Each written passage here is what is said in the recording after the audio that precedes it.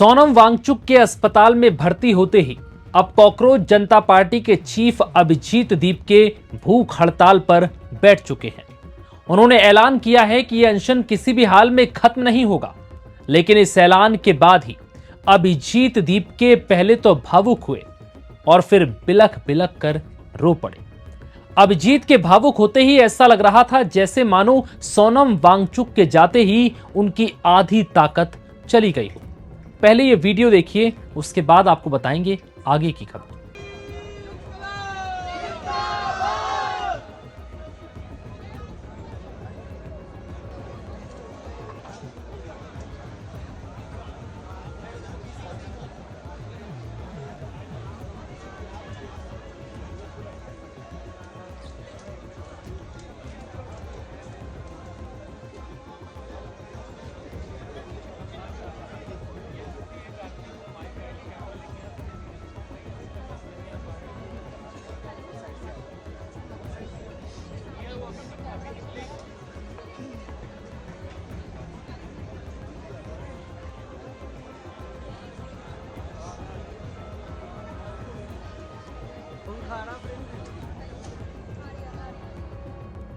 हालांकि हर किसी के मन में सवाल यही है कि क्या अभिजीत दीप के भूख हड़ताल कर पाएंगे। ऐसा इसलिए क्योंकि सोनम वांगचुक को तो अनशन और भूख हड़ताल का अनुभव है, इसलिए उन्होंने 20 दिन बिना कुछ खाए निकाल लिए। लेकिन यहां अभिजीत दीपके के लिए यह करना मुश्किल होगा, क्योंकि अभिजीत दीपके खुद इस बात का जिक्र कर चुके हैं कि वो भूखे नहीं रह सकते, क्योंकि उन्हें माइग्रेन है, जिसकी वजह से उन्हें समय पर खाना और दवा लेनी पड़ती है।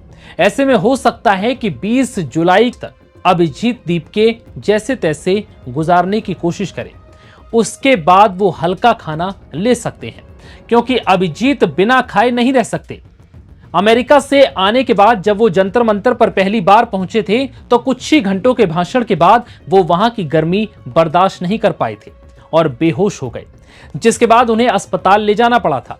ऐसे में उम्मीद जताई जा रही है कि भूख हड़ताल को अनिश्चित काल तक बनाए रखना अभिजीत दीपके के लिए बहुत मुश्किल होगा। ऐसे में अभिजीत दीपके इसका कोई ऐसा विकल्प भी निकाल सकते हैं जिससे भूख हड़ताल वाली स्थिति से निपटा जा सके। वहीं इस बीच अभिजीत दीपके पर एक महिला ने स्याही फेंकी।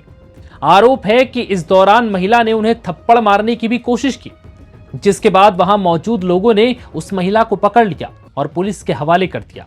हालांकि ये महिला कौन थी और इसे किसने भेजा था, इसकी जानकारी अब तक सामने नहीं आई। वहीं कॉकरोच जनता पार्टी का दावा है कि ये बीजेपी के द्वारा भेजे गए गुंडे हैं। शनिवार को सुबह सिविल ड्रेस में दिल्ली पुलिस के कुछ जवान एक्टिविस्ट सोनम वांगचुक को उठाकर ले गए थे और फिर हाई कोर्ट के आदेश का हवाला देते हुए उन्हें दिल्ली के सफदरजंग अस्पताल में भर्ती कराया, जहां उनका इलाज चल रहा है।